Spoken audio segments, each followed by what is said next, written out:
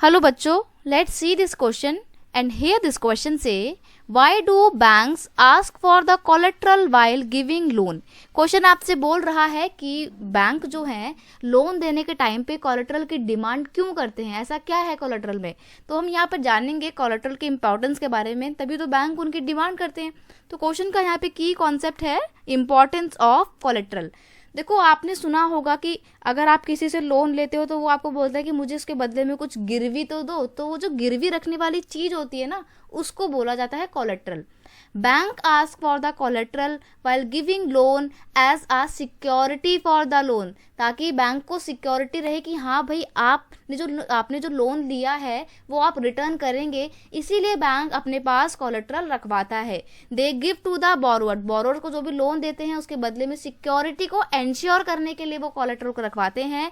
They keep it as an asset with the loan until the loan is repaid। तो वो इस collateral को as a asset अपने पास रखते हैं जब तक आप लोन रीपे नहीं कर देते हैं। फॉर एग्जाम्पल, आपने अपना घर लिया और घर लेने के लिए आपने बैंक से लोन लिया, तो जो आपके रजिस्ट्री के पेपर होंगे ना वो बैंक अपने पास ही रखवा लेता है। तो वो जो रजिस्ट्री के पेपर हैं वो एक कोलेट्रल है, और अगर आप इन फ्यूचर किसी भी रीजन से वो लोन पे नहीं कर पा रहे हैं तो बैंक के पास पूरा अधिकार है कि वो आपके घर को सील कर सकता है, जब्त कर सकता है और उसको बेच के अपने द्वारा दिए हुए लोन का पैसा वो निकाल सकता है। तो कोलेट्रल रखवाता है बैंक, ताकि वो सिक्योरिटी को एंश्योर कर पाए कि आप आगे जाके लोन को रीपे करेंगे। तो ये होती है कोलेट्रल की इंपॉर्टेंस, और बैंक क्यों रखवाता है वो आप अच्छे से समझ गए होंगे।